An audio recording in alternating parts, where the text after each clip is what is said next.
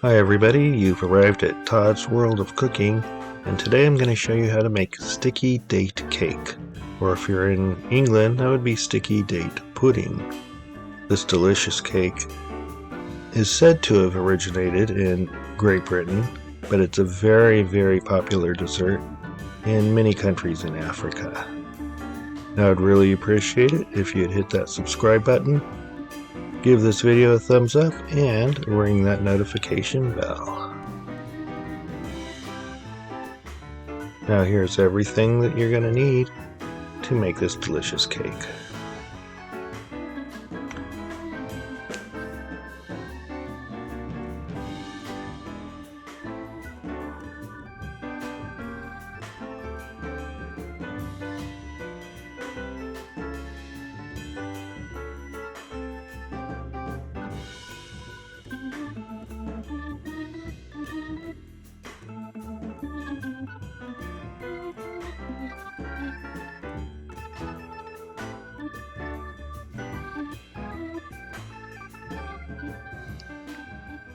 Alright, so let's get started. I am going to be using a small food processor to chop the dates. You can use a large food processor, but you'll need to watch it really closely because you only want to chop the dates. You don't want to make a paste out of them. That's why I like doing it in small batches, so I can be more in control of how big the pieces are. You can also use a knife and cut them by hand. Takes a little bit longer, but if you want to do that, that's perfectly fine and all up to you. Now, I remember the first time I had sticky date cake, a friend of mine had just come back from a safari in Kenya, and she made this cake for us. She had it for the first time there in Kenya, and the chef at the safari she was on gave her the recipe, and then she passed the recipe on to me. And then the next time I had it, I was in Botswana, and it was a dessert that they offered us, and it's absolutely delicious. I've made it several times. So we're just going to continue chopping our dates in the small food processor until they're all chopped. You can see in the pan that they're not chopped real fine. It's just a small rough chop. That's all you want. Like I said before, you don't want this to be a paste.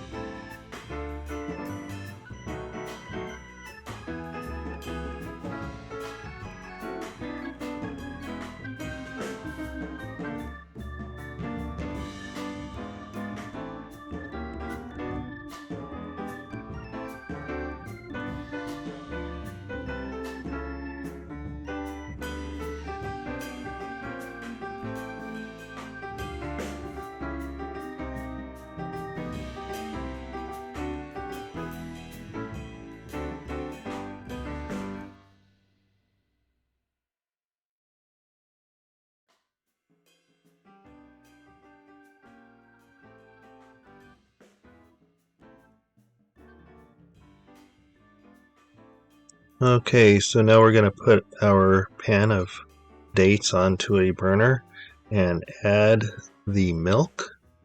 We're going to turn this up to about medium high. And what we want to do with this is we want to bring that milk to a soft boil, not a big rolling boil, but just a soft boil. And what this is going to do is it's going to cook and soften those dates. Just want to mix them around, get them separated, and you'll see how they soften up. And later on we're going to use the spatula that I'm using right now to help mash the dates. Again, we don't want them pureed. We still want little bits of dates so that you know that this is a date cake, but we do want to move them around as it heats up.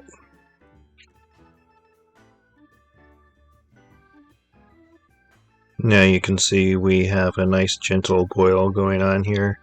You're going to want to just keep moving it around, giving it a little smash here and there, and just continuing to cook this for about 3 minutes, 3.5 minutes.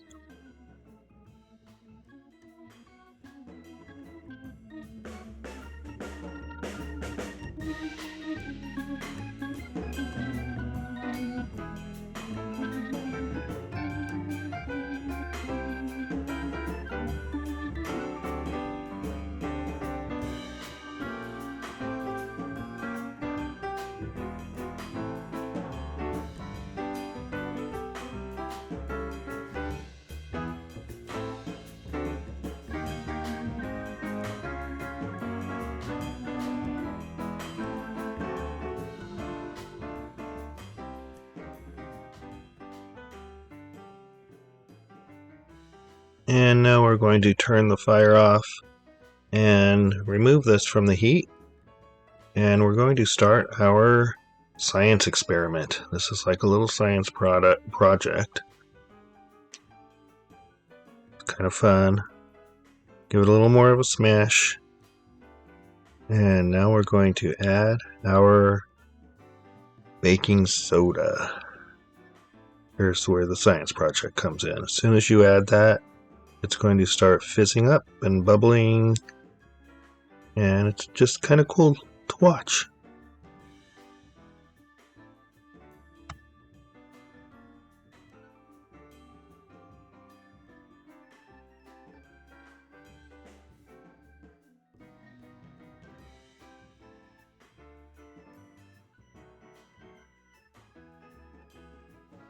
And once we have that all evenly frothy and bubbly, we're going to set this mixture aside for about 20 to 30 minutes, let it cool down. And while it's doing that, we're going to start with our other project. We're going to add our butter into the mixing bowl along with the sugar. Now I like to use the combination of sugar, both brown sugar and white sugar. The brown sugar tends to make the cake softer. You can use just all white sugar if you prefer that, but the brown sugar does make the cake softer. Now we're going to mix that around a little bit, and then we're going to use our hand mixer to really get it going, get it nicely incorporated and smooth.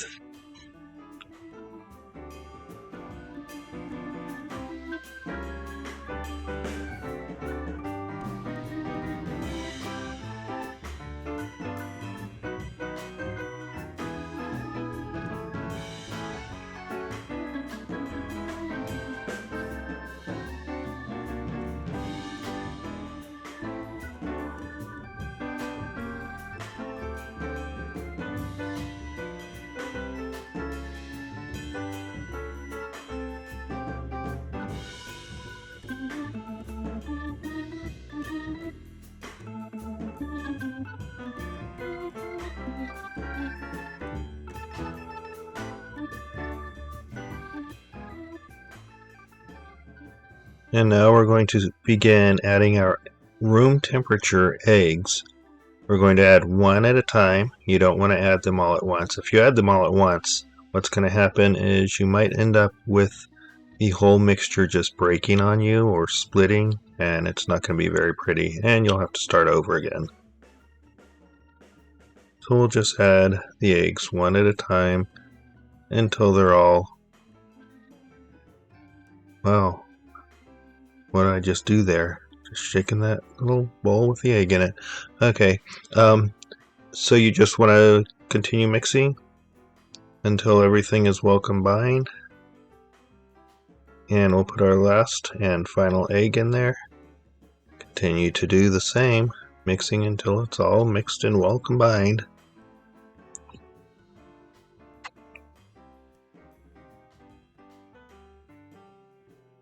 You will want to stop every now and then if you need to, and just scrape down the sides of the bowl. Get everything down into the mixture so that we don't have any strays along the bowl.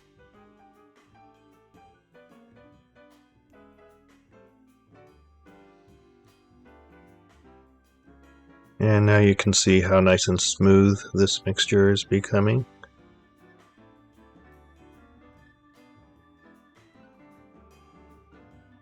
So now it's time to add some flavorings to it. We're going to put in our vanilla and our cinnamon. And again, we'll mix that until it's all combined.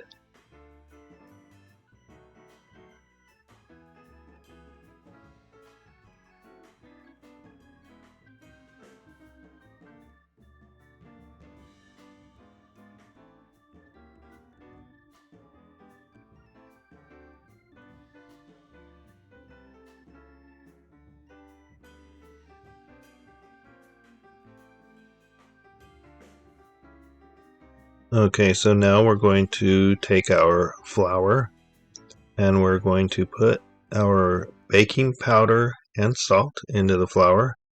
Just use a little whisk or a fork to mix that around. And then when we add this, we're going to add this to our mixture a little bit at a time. If you add it all at once, I guarantee you will have a big mess. So just a little bit at a time to incorporate it into the wet ingredients. And as you do that, use that mixer and mix the amount in that you're pouring in.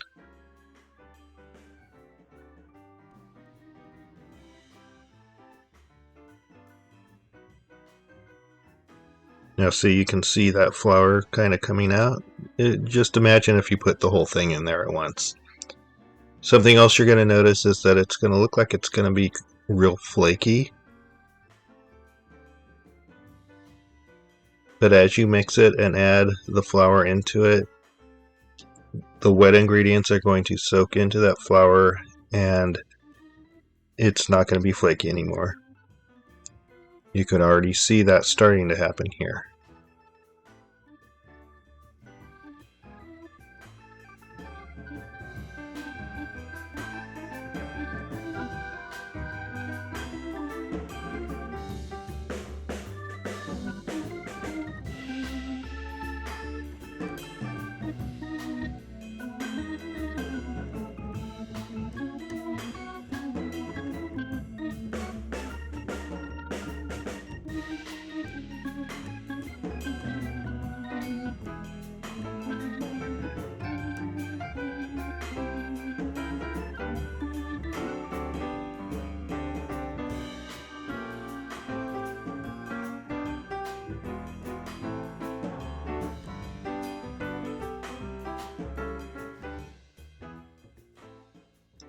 And now we are going to add our now room temperature date and milk mixture.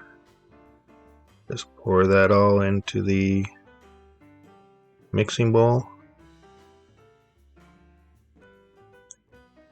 Now with this part of the mixing, you don't want it to be over mixed, so you're going to just mix it until it's incorporated, until those dates and milk are incorporated with the other ingredients, and then just use a spatula to finish it off and scrape down the sides of the bowl.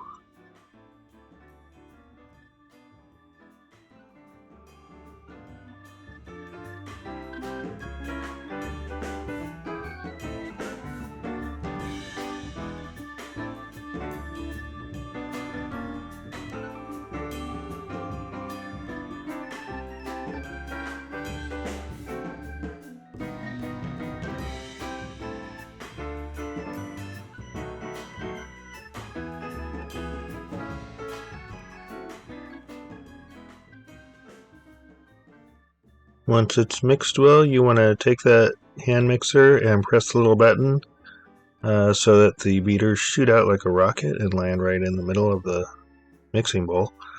Or you don't have to do that if you don't want to, but I just kind of thought that was fun. Or maybe it was a mistake. I didn't hold on to the beaters when I pressed the button. Okay, so now we're just going to use that spatula, Mix it around, scrape the sides of the bowl. Use kind of like a folding method. You don't really have to, but that's kind of what I just did. Okay, so now for the pan. I'm using a regular bundt pan. You can see it's very well buttered. You can use any kind of pan that you want, a loaf pan, anything you want, as long as it's really well buttered. If it's not well buttered, your sticky date cake is going to sticky into the pan.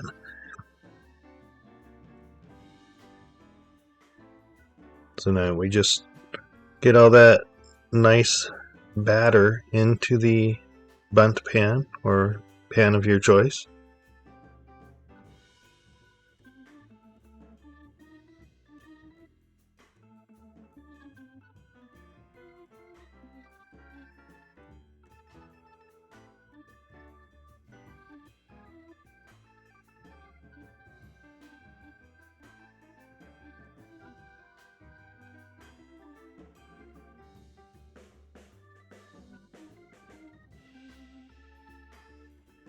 Now just use that spatula and smooth it out. Try to get it as even as you can. Doesn't have to be super even, but as even as you can. It will expand and even itself out for the most part.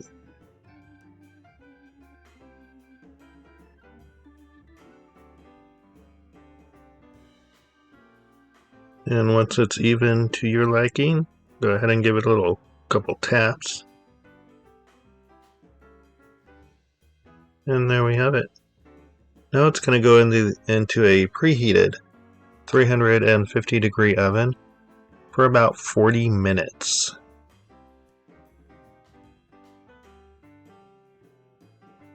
And it's after 40 minutes. 40 minutes later, and look at how beautiful that is. So I'm going to use a toothpick to make sure it's done. The toothpick should come out clean and dry.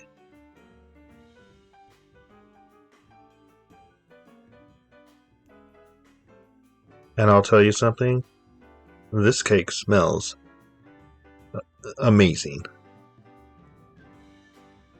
So now we're going to let it cool for about a half an hour. You don't want to try to get it out of that pan while it's still real hot. Not only will you burn your fingers, but it won't come out of the pan. So we're going to tip onto the plate, and wow, look how beautiful that is.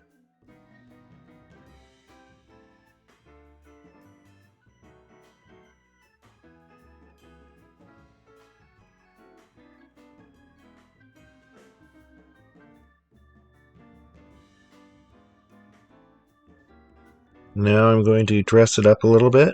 I'm not going to frost this. I'm going to use caramel sauce.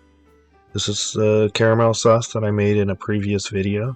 I'll leave a link in the description below for this. And as you can see, the caramel sauce goes on pretty thick. But because the cake is still a little warm, it's going to melt down the sides of the cake, and it's going to turn out to be absolutely beautiful. You can put as much or as little as you like. I'm telling you, this cake is very, very moist.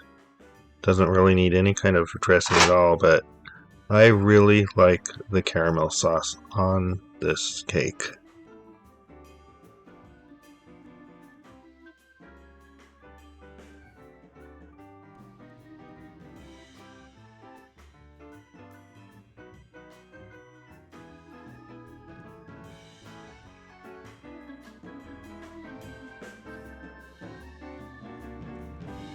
And there you have it, sticky date cake.